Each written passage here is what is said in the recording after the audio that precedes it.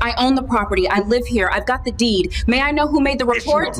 You need to prove this is your residence. Show me paperwork now. The first knock was ordinary enough. A single rap against the door that might belong to a neighbor with a package. The second knock came with impatience. The third landed like a verdict. 3 hard bangs.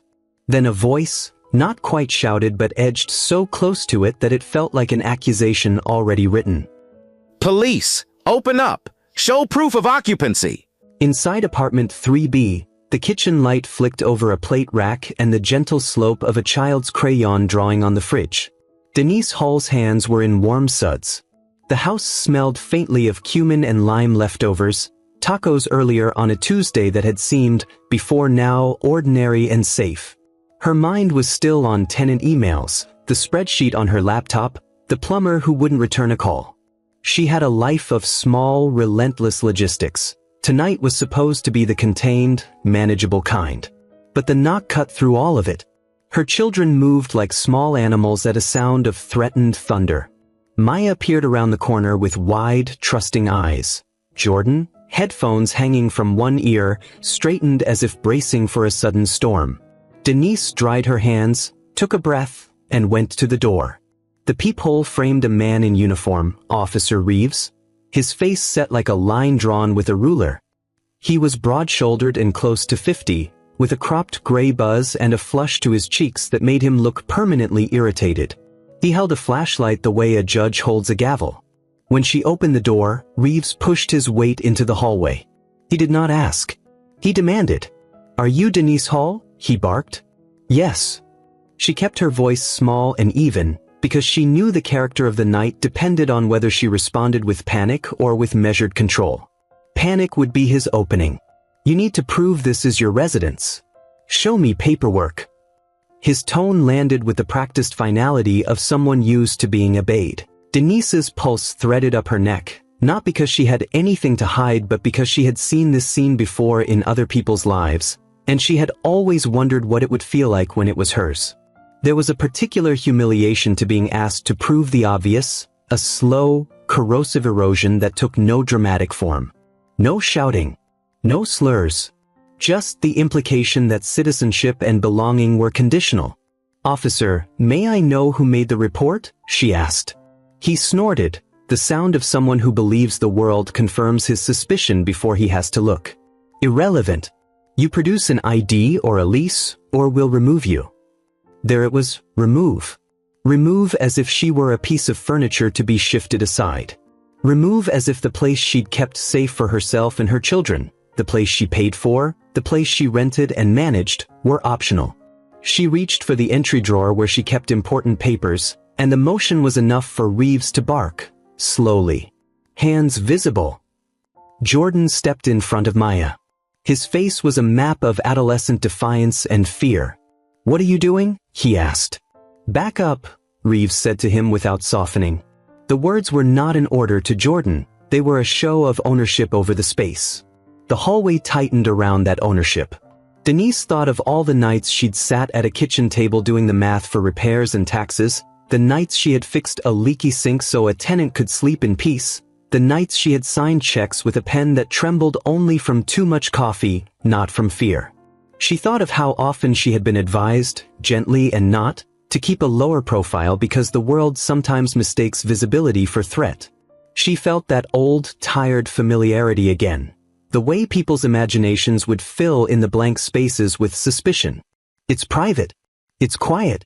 It builds in the small things. Delayed eye contact, a louder voice across a room, a hand hovering at the small of a person's back as if to steer them like luggage. He was in her hallway now. That alone should have been a wrong. A formal boundary crossed. He narrowed his eyes, scanning the living room like he expected illegal shadows. Denise pulled the file out and opened it. Lease, W-9, bank statements, business registration, tenant records. She handed them to him with the slow, controlled motion of someone offering artifacts, not evidence of guilt. Reeves didn't take the folder. Instead, he swept the apartment with a look that said he had already decided the story before he checked the facts.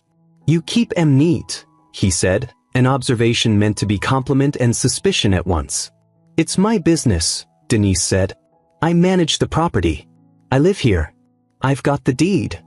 She felt the words form like a key in her mouth. Saying she owned the building seemed almost funny under the weight of his stare. It felt like naming something the world refused to believe. "You own the place?" The question came clipped, almost a test. Denise straightened. Behind her, the kids held their breath. Yes.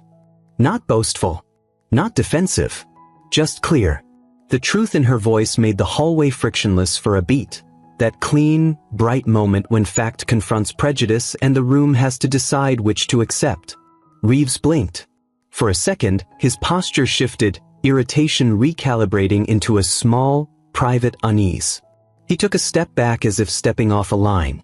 Denise reached deeper into the file and drew out a crisp document with a government seal. The deed itself, the legal merciless proof a title affords.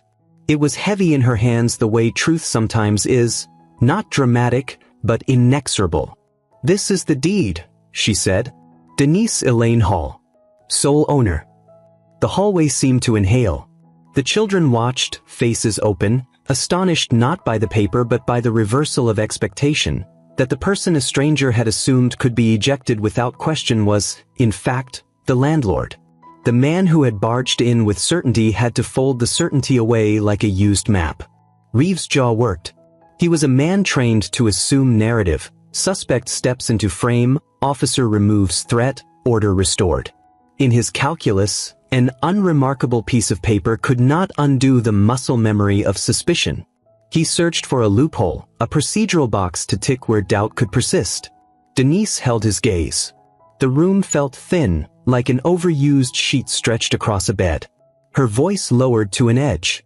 "You can stand there and ask me to prove my right to exist in my own home, or you can step back and I can explain why I had to be steady tonight while fake reports circulated." She did not say it to humiliate, she said it to pin a moral fact beneath his authority. He took a breath and opened his mouth. The syllables were getting ready to attack, to reassert his authority. But a new sound cut through, a voice down the stairwell, measured and incredulous, calling his name. "Officer Reeves?" the voice called. "What are you doing in my building? Step away from them." Denise looked up. The figure in the stairwell was not a stranger. He was someone she had known years ago, a tenant-turned-friend, someone with a key to this place, someone who knew how the building functioned and who had always been sharp about the boundaries of the law. His presence shifted the energy again, only this time it foreshadowed a different pressure. Witnesses, neighbors, history pressuring in. For the first time that night, Denise felt something other than tension. She felt the shape of the next move forming, like a chess player sensing the opponent's hand hover. A reckoning was coming, but from which direction was still unclear. Public, legal, or both. Reeves' face was a map of recalculation. He watched the doorways as if allies might open. Denise tightened her grip on the deed. The children peered from behind her like sentinels marking the change. "You can either step back and let me explain," Denise said, her voice low and sure, "or you can leave and we'll call the city attorney to handle this." The words landed like a proposition. For the man who'd come expecting submission, the evening had curdled into unfamiliar territory. And then the voice from the stairwell called again, louder, closer, not a stranger, but someone whose own weight in the building would matter in the next minutes. The voice from the stairwell belonged to someone Denise recognized, not a stranger's intervention but the steady, familiar cadence of Marcus Alvarez, a tenant from 5A who'd watched over the building like a reluctant godfather. Marcus worked at the community center 2 blocks down. He organized food drives and tenant meetings and knew the property ledger like you know the back of your hand. He kept keys for people who came in late and he never liked when authority showed up at anyone's door with a judge's gavel before a conversation. "Officer Reeves?" Marcus called, descending the steps 2 at a time. "What are you doing in my building?" Reeves squinted up the stairwell as if the angle of the man's approach might hide some complicity. Marcus's build was solid, mid-30s, warm brown skin, a neat beard, and in his hand a small canvas bag with community flyers. He looked like dozens of other tenants who'd been here for years, except he had that municipal calm where he could make several people believe they could be heard. Denise felt something unspool when Marcus appeared, The hallway softened by one human presence who wasn't invested in a script of suspicion. Marcus stopped mid-stare and took in the scene in 2 decisive, quick breaths. He nodded to the kids, then to Denise, the nod saying without words, "I'm on your side." "Step away from that door," Marcus told Reeves, steady as a metronome. "You don't have a warrant." Reeves, who'd come primed for confrontation, bristled. "We got a call about unauthorized occupants. I'm doing my job." "You're in a residential building," Marcus said. "Do your job with respect. If you want to check documents, you ask. You don't invade someone's home and intimidate their kids." He kept his volume low, but the hallway gathered his words like rain. "Sir, we can all cooperate here, but you need to back up." Reeves glanced at the stairwell where a half-dozen heads now poked through doorways. A woman from 2C held a steaming mug, a middle-aged man from 4B watched with folded arms. Someone else on the landing whispered into a phone. The neighborhood's ordinary network, friends, neighbors, people who'd shared packages and dish soap, had pressed itself into a ring. The officer's chest rose. He took a measured breath and barked into his shoulder radio. "Dispatch, this is Reeves. I'm at 3B, possible trespass, requesting advice." The response was a faint shuffle of static. Denise watched him, felt her pulse in her throat, measured the possibility that this was going to escalate into authority flexing more than routine. Marcus did not retreat. He stepped forward, palms open and non-threatening. "Officer Reeves," he said, "I'm Marcus Alvarez. I live here. I've done volunteer inspections for the building. If you need anything formal, call the building manager's line and I'll give it to you. But you do not come in here and speak to children like criminals." Reeves' jaw worked. At one point he opened his mouth to reassert himself, then paused as if weighing the room. A policeman takes a risk when he steps back. Superior officers don't like tape that shows hesitation. But the hallway wasn't empty tonight. The civic muscle of neighbors, the human witnesses, had made an invisible law heavier than Reeves' expectation. Denise felt something else happen inside her, something less sharp than victory and more like a settling of a muscle. Support took shape, carried by people she hadn't asked to show. Her children flinched but held to her. She realized how little of the public's idea of home accounted for how many people stand on the edges to keep the edges from fraying. Tonight those edges had neighbors. Marcus reached into his bag, pulled out a small stack of building association cards and held them up as proof that this building was known, lived in, and defended. His voice was simple and plain. "We're tenants and owners here. We'll sort this without theater." That's when someone from 1A, a young woman named Rita, who ran a late-night bakery delivery and had a camera on her phone permanently at the ready, stepped into the stairwell and started recording. Others followed in quick, quiet succession, their phones up, the building turning into a ring of small witnesses. Denise felt the moment change again. The intimidation that had begun as private, a man slammed authority at her threshold, was now public. That was the same logic that had saved other people in other moments. Presence begets accountability. Reeves' radio chirped back. "Reeves, hold your position. Back up en route if you need it. Confirm address." He gave the address. There was a rustle of footsteps in the hallway outside then. The sound of boots that could either be reinforcements or escalation. Denise steadied her children like a captain steadying a mast in incoming weather. The nearest officer stepped outside for 5 seconds then came back, prepped now with the idea that this was a call that had the potential to require more muscle. Then, something else happened, a voice soft and professional on the other end of Marcus's phone. Marcus had, the neighbors knew, built quiet ties to local advocates. He'd texted one of them as soon as he'd seen the officer. Now his phone lit up. "Marcus?" the voice asked. It was Tanya Brooks, a civil rights attorney who did pro bono work for tenants and families when landlords and law enforcement crossed lines. She worked out of a small clinic 2 neighborhoods over and had spent the summer holding tenant rights workshops in the community center. Marcus kept her number because she had helped a friend expedite an unlawful eviction months earlier. "Tanya, I've got Reeves at Denise's place. He's in the hallway telling her to show proof. He's threatening to remove them." Marcus's voice stayed flat, the way you keep your breath even when you're telling bad news. "Hold, Record. Don't move their kids. I'm parking now, Tanya said. Her words were a promise that made a thing feel less exposed. They made the room feel less solitary. The first police car's engine rolled slower up the block. Someone from the staircase shouted that an ambulance and a couple of neighbors were standing by. Rita's camera kept rolling, her thumb steady. Denise felt something like gratitude flood through her. Not theatrical gratitude, but a deep, human relief that someone else had turned their attention toward the wrongness of the scene. She looked at Marcus, then at her son and daughter. "Stay close to me," she told them. "Do what we practiced. Stay calm, keep your voices down, don't answer questions without me." Jordan squeezed her hand. Maya climbed onto the chair and tucked her feet up under her. Their faces were smaller than they'd been an hour before, and awareness had been carved into them. Childhood had been partially interrupted, but the interruption was also a lesson. Sometimes the adults around you rise. Reeves gripped the folder she'd offered earlier and finally opened it, scanning documents with the twilight concentration of a man who still maintained that procedure could substitute for humanity. His eyes flicked to the deed. He made a small, dismissive noise. Whether that was skepticism or an attempt to mask his recalculation, Denise couldn't tell. At that moment, automatic sympathy loosened in the stairwell. People's phones murmured like a field of small locusts. The building's energy steadied into the single frequency of attention. And outside, undeniably now, someone had called a local news tip line. A voice on the line said there were police at an apartment and that someone was being accused of trespass in her own home.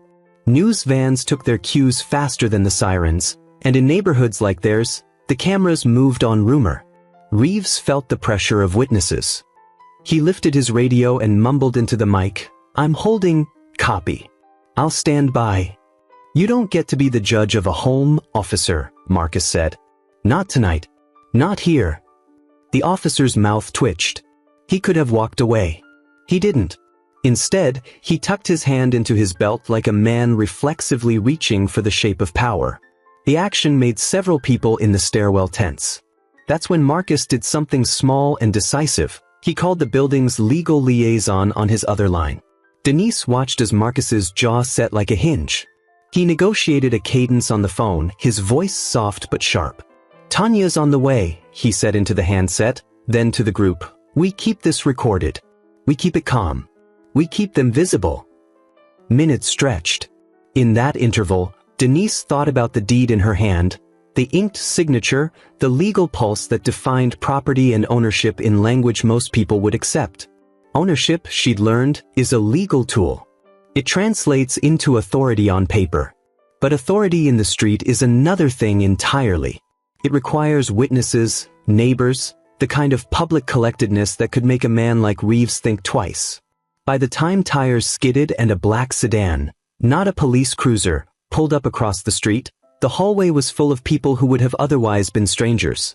They were an ad hoc chorus of recognition and, for Denise, an armature of something beyond legalese. Community. Someone pushed open the building door and called up the stairwell, "We've got someone here from the tenant association and a lawyer's on the way." Reeves' radio crackled again, and his voice tightened. "Backup's here." And then, like thunder from a different sky, a car door slammed and a figure in a smart navy coat stepped onto the sidewalk across from the entrance, phone still to her ear. She looked toward the building with a professional composure that told Denise nothing and everything.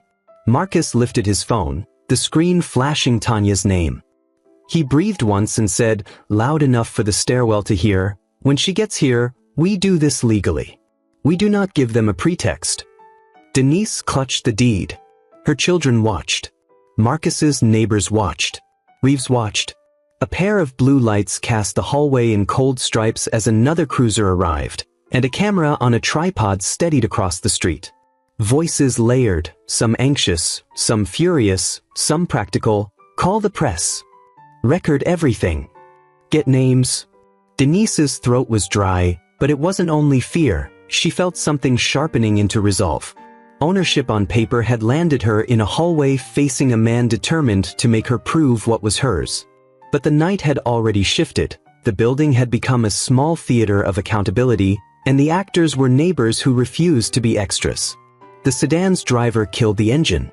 The woman across the street clicked her phone shut and looked up the steps, towards the door, towards Denise, towards Reeves. She walked toward the building in measured steps. Denise felt all the air in the hallway focus on that approach. Whatever came next would not be just about procedure. It would be about visibility.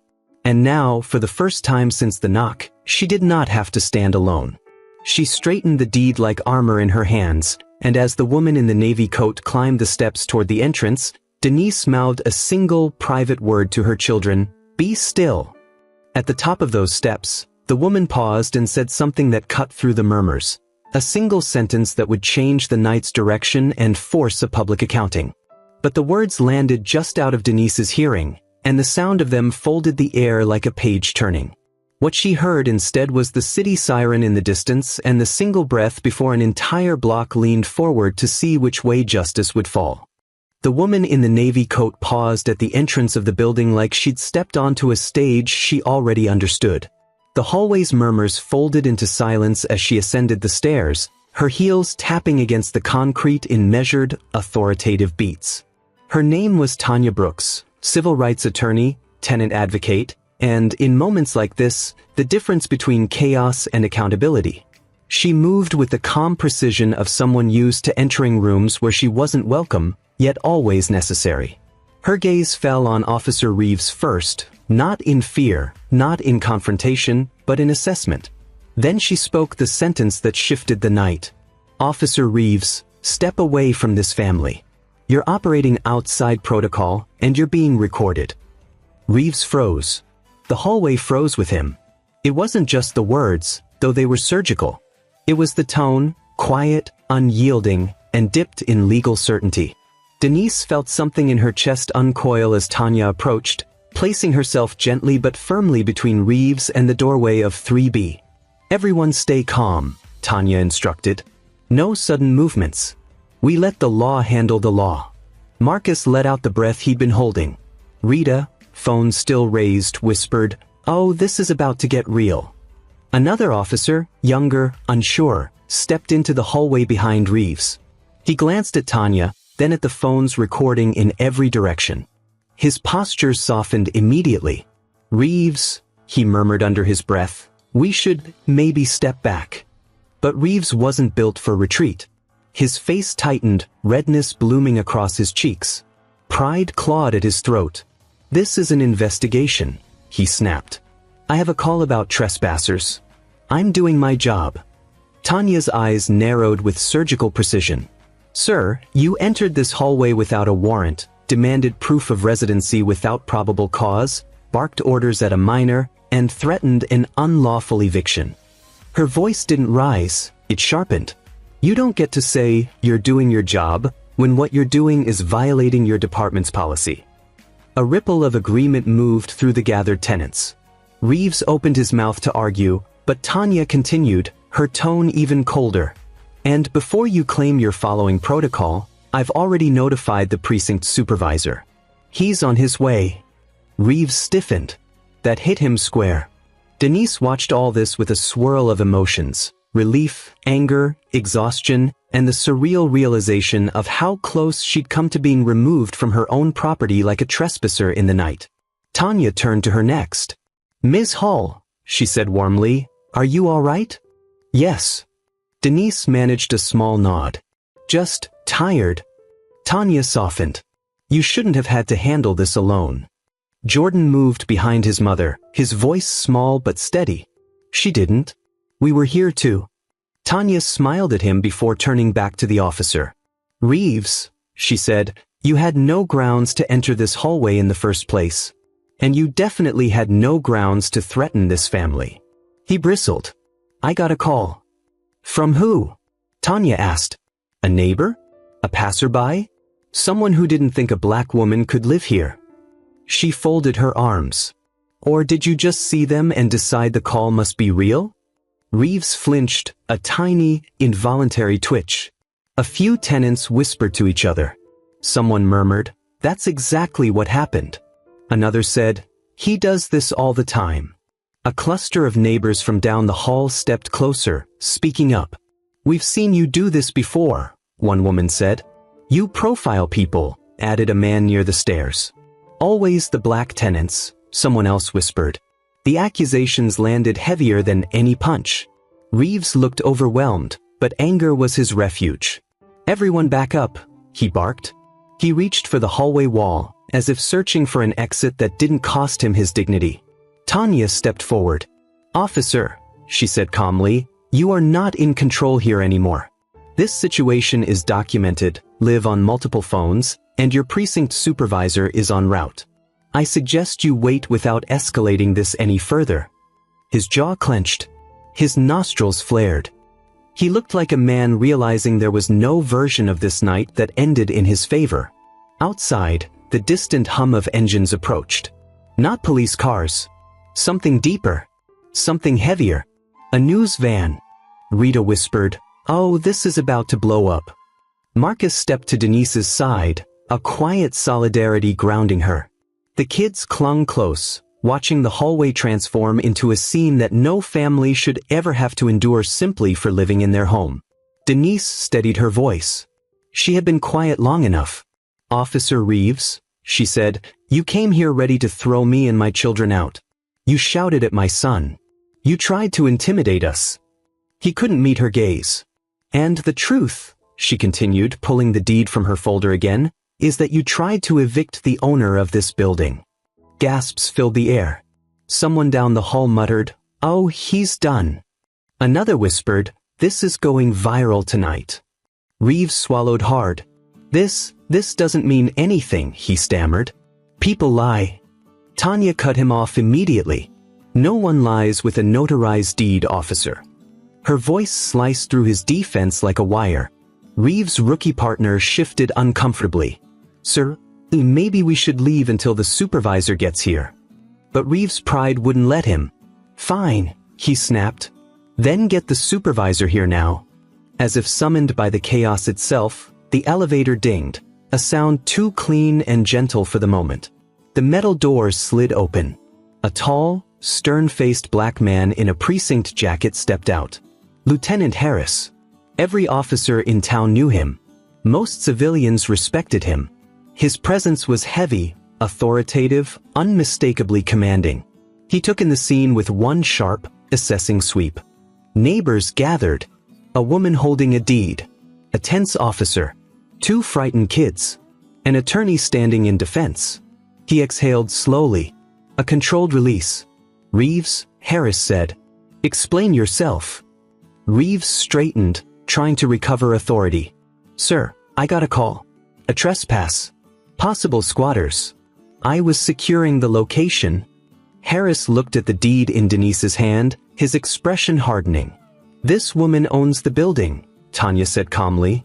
Harris's eyes flickered, surprise, then restraint, then a simmering irritation aimed directly at Reeves. "Is this true?" he asked, voice low and sharp. Denise held the deed up. "Yes." Harris turned to Reeves. The disappointment in his stare was nearly physical. "You threatened to evict the landlord of her own building?" Harris asked. His voice carried the weight of a man containing anger for professionalism, not lack of feeling. Reeves opened his mouth, then closed it. His throat clicked with the effort of swallowing. Harris stepped closer, lowering his voice into an audible reprimand that still carried down the hallway. "You have embarrassed this department. You have put us in legal jeopardy. And you have violated protocols so severely that we will be dealing with this for weeks." Reeves looked visibly rattled. Phones recorded everything. Denise stood tall, her children watching her reclaim the space that had been taken from them minutes earlier. Tanya folded her arms, satisfied. Harris inhaled once, then said something that hit the hallway like a gavel. "Officer Reeves, hand over your badge." A collective gasp rippled through the stairwell. Reeves froze. "Sir." "Do it," Harris commanded. Reeves' shaking hand reached toward his uniform. Maya covered her mouth. Jordan's eyes widened. And just as Reeves finally lifted the badge from his chest, a voice from outside shouted, "Lieutenant!" Someone smashed a window on the first floor. "Thinks there's a break-in happening now." The hallway lurched with confusion. Harris spun toward the stairs. Reeves flinched. Tenants erupted in whispers. The second crisis. A second call. A second threat. But this one wasn't aimed at Denise. It was aimed at someone inside her building. Denise felt her heart drop. Because while everyone had been focused on Reeves, someone else had slipped into the building. Someone with a motive. Someone who did not want this night to end quietly. And when Denise heard the first floor scream, she realized the break-in wasn't random. It was connected to her. The scream from the first floor sliced through the building like a torn piece of fabric. Every conversation, every breath in the hallway snapped toward the stairwell. Lieutenant Harris was the first to react, instinct pulling him downward through the building like gravity made of training and muscle memory. Denise didn't move at first, not out of hesitation, but out of the bone-deep understanding that whatever was happening downstairs wasn't random. Tanya turned to her immediately. "You stay here with the kids," she said firmly. But Denise shook her head. "This is my building." Tanya didn't argue. She nodded once, understanding something deeper than the words themselves, the instinct of ownership not in a material sense, but in responsibility. Marcus stepped forward. "I'm with her." And just like that, neighbors who had once been quiet silhouettes in doorways became a small protective unit, moving in formation down the staircase. The air grew colder as they descended. Not literally, the heat still hummed through the vents, but emotionally, like the entire building was bracing. At the landing between the second and first floors, Denise noticed something immediately. The hallway window was shattered inward. Glass fanned across the floor like small, glittering pieces of a threat. "Everyone stay back," Harris ordered as he reached the bottom. His flashlight beam swept across the hall until it landed on the source of the scream. It was the elderly tenant from 1A, Mrs. Crowley, trembling in her doorway, her hand clutching her chest. There was a man," she stuttered. "He ran down the hall. He came from Denise's storage room." Denise's heart dropped. "My storage room?" she whispered. The implication hit before the others understood. Tanya's voice sharpened. "What's inside that room?" "Files," Denise answered slowly. "Paperwork. Lease copies. Maintenance logs. Everything that tracks this building's operations." Marcus's eyebrows nodded. "You keep the financials there too?" A hollow dread curled inside her. "Some." Lieutenant Harris spun toward his officers. "Seal the exits. No one leaves this building until we confirm who he was." But it was too late. A voice crackled over the radio. "Suspect fleeing eastbound. Gray hoodie. Tall, moving fast." Denise closed her eyes for one terrible beat. Not Reeves. Not a random break-in. Someone wanted something. Someone who had a reason to fear her authority. Someone who might lose everything if she kept this building exactly the way she ran it. Fair tenant practices, affordable rent, repairs handled on time, and no tolerance for predatory landlords. Her breath hitched. Recognition slammed into her chest like a door. "Wait," Denise whispered. "I think I know who it is." Everyone turned to her. She opened her eyes, voice barely steady. "He's not a stranger. He's a former owner's son. The man who used to run this place before I bought it." Marcus's jaw dropped. The guy who tried to stop the sale? The one who said this building should stay in the right hands? Denise nodded slowly. Harris stiffened. "What was his name?" "Owen Mercer," Denise said. "But he wasn't supposed to be anywhere near this place. I have a legal injunction. He can't step foot on the property without violating a court order." Tanya swore under her breath. He must have called Reeves with the fake tip. If he convinced an officer he saw a trespass, the police would do the dirty work for him. Harris clenched his jaw. Reeves was acting on a biased tip from a man with a restraining order. The hallway fell into stunned silence. Denise's heart hammered. "He wanted Reeves to get me out of the building so he could get into that storage room. He's been trying to find a loophole in the sale for years." Marcus' face reddened with anger. "He wanted evidence to take the place back from you." "He wanted anything," Denise whispered. "A missing document. A compromised lease. Something he could twist against me." Tanya turned to Harris, voice tight and shaking with the force of justice barely restrained. "You need to arrest Reeves and Mercer," she said. "Tonight." Harris nodded, slow, solemn. I intend to. He directed 2 officers to escort Reeves to the lobby, where his badge, half unclipped, half dangling, stared back like a symbol of a crumbling facade. Reeves looked around in shock, like the building he thought he controlled had turned against him. He opened his mouth to protest, but Harris shut him down with a single command. Not another word. Denise watched Reeves' shoulders fall. For the first time, he looked small. And when the officers led him through the hallway, Tennant stepped aside not out of fear, but to make a lane for accountability. Voices whispered the truth of what they saw. Reeves walked through a corridor of consequences. Then Harris turned to Denise. We're retrieving your files, he said gently. No one touches that room but you and me. When they reached the storage room door, Denise's hands shook as she unlocked it. Inside, drawers were yanked open. Papers scattered. A desk lamp knocked to the ground. A mess made in desperation. But the most important binder, the one with the final sale contract, sat untouched. Mercer hadn't gotten that far. Relief washed over Denise in a trembling wave. As Harris helped gather the scattered files, a voice from outside called out, "We've got him. Suspect in custody." The hallway erupted in murmurs. Someone from 4B clapped. Another whispered, "Good." Justice wasn't just being restored, it was happening in real time. Minutes later, officers brought Mercer through the front entrance in handcuffs. His gray hoodie was torn, and his face was red with anger. The moment he saw Denise, he spit out, "This building isn't yours." But Harris stepped in front of her. "Yes," Harris said slowly, "it is. And breaking in, filing a false police report, and violating a court injunction is going to make sure it stays that way." Mercer's face twisted with a rage he could no longer hide. He had no power left. No leverage. No audience willing to pretend he was right. For the first time all night, Denise allowed herself to breathe. Tanya stepped to her side. "You did everything right," she said softly.